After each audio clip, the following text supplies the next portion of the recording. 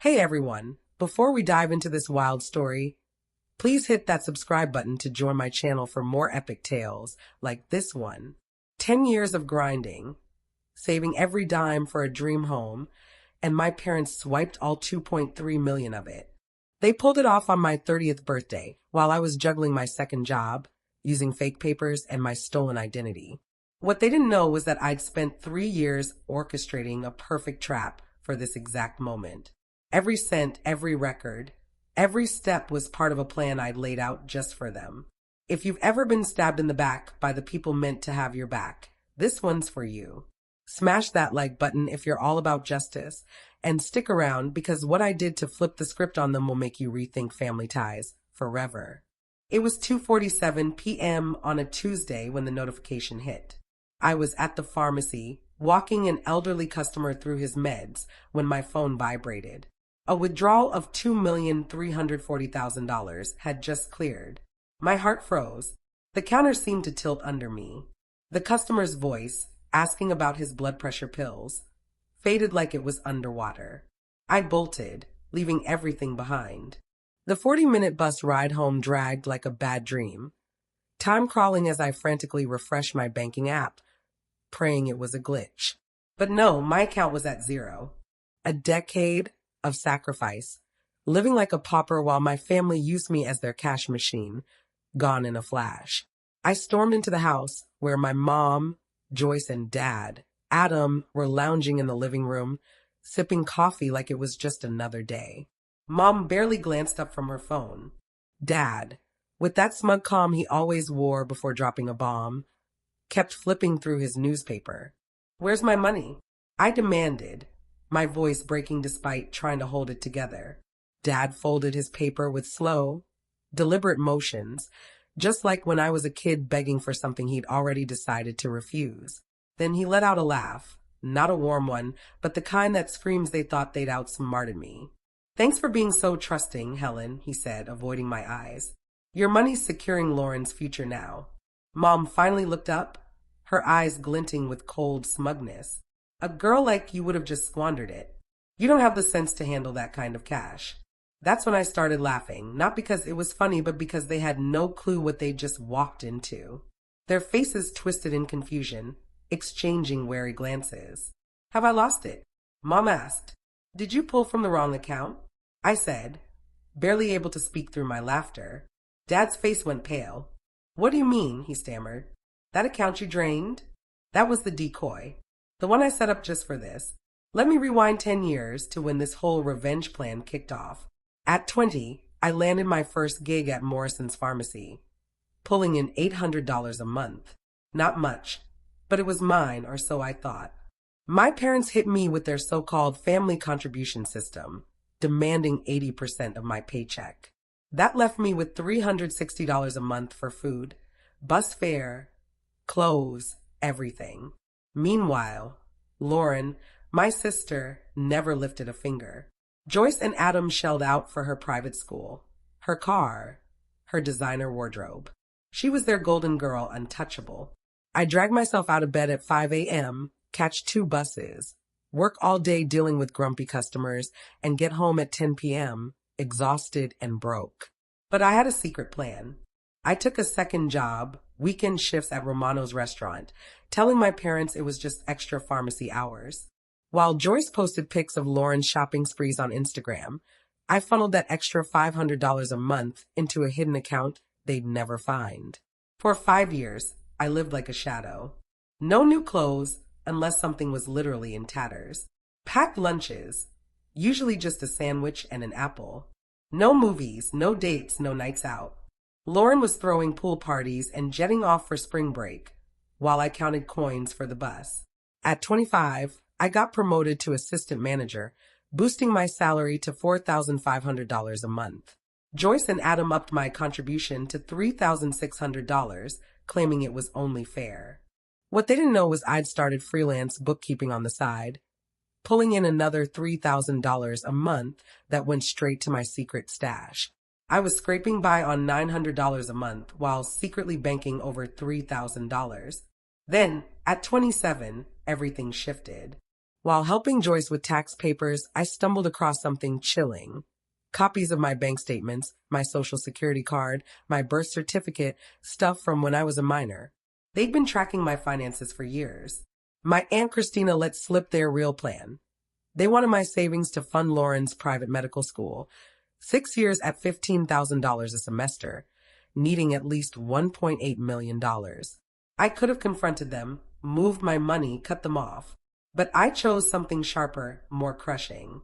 I opened a third account with an online bank, using my friend Kelly's address. Then I started a financial chess game. Over 2 years, I shifted my real savings to this untouchable account. In the account they knew about, I kept exactly $1.8 million, the amount they needed for Lauren. But here's the kicker. That $1.8 million was fake, a mirage of pre-approved credit lines, temporary transfers, and shuffled funds to make it look real. For 3 years, I nurtured this illusion, accidentally leaving bank statements for them to find, casually mentioning my savings. My real money, now over $2.3 million, was safe, growing in an account they'd never touch. I knew they'd strike around my 30th birthday, with Lauren's final year tuition looming. So last Tuesday, while I was at work explaining prescriptions, Joyce and Adam waltzed into First National Bank with my documents and a forged signature, draining what they thought was my life savings. When I told them it was a trap account, Adam's face turned ghost white. Joyce's phone slipped from her hand, shattering on the floor. "Here's the best part," I said, pulling out my phone. "You just committed felonies, forgery, identity theft, grand larceny, all caught on the bank's cameras." I showed them the police report I'd filed online an hour earlier. "You have until noon tomorrow to return every cent, or I'm handing this to the DA." Joyce broke down, mascara streaking her face. "You can't do this to your family. We just wanted the best for Lauren." "And what about me?" I shot back. "When did you ever care about my future? When did you notice I was slaving away while you funnel my money to your perfect princess?" Adam tried to play the parent card. "We raised you, gave you a home. You owe us. Family supports family." "Exactly," I said. "That's why I'm giving you a chance to return it, more than you ever gave me." Then Lauren strolled in, jingling keys to a brand new BMW bought with my stolen money. Her response? "Helen, you're so selfish. You've always been jealous. You can't stand to see me happy." That was it. I called my lawyer, Peter, right there. He'd been prepping for months, criminal complaint ready. All I had to do was say go. The next morning, at 11:47 a.m., my phone rang. Adam's voice was trembling. "The money's back," he whispered. I checked. $1, 800,000 returned in full. But I didn't stop there. 2 hours later, Detective Noah Rodriguez and his partner arrived at their house with a warrant.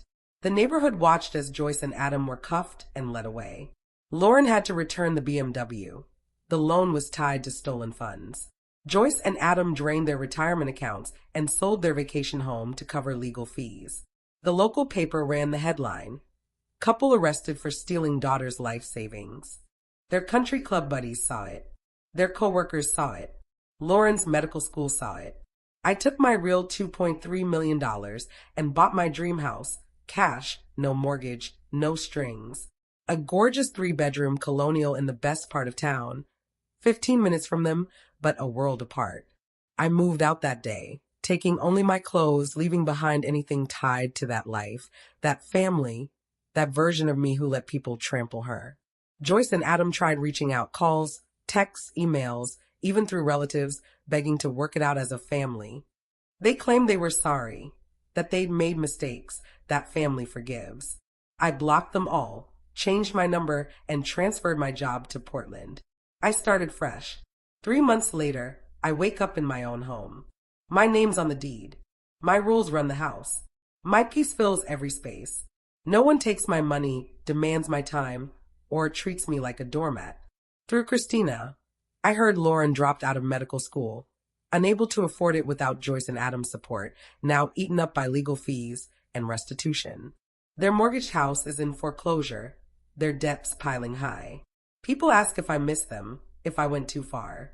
I tell them the same thing. I was their ATM for a decade. Now, I'm the one in charge of my life. Here's the cherry on top, that $1.8 million they returned.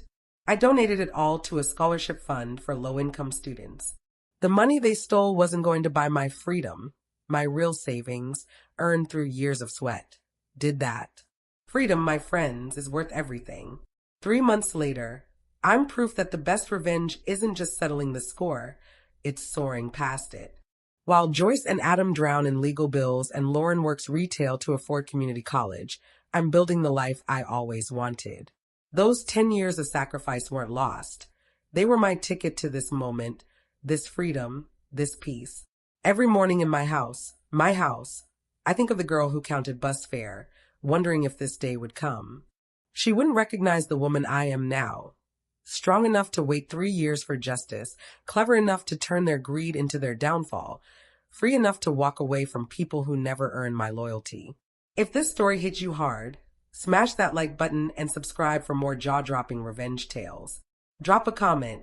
Was Helen's payback fair, or did she go too far? And remember, sometimes the best revenge isn't getting even. It's crafting a life so amazing that those who hurt you don't matter anymore. Until next time, keep pushing for the life you deserve.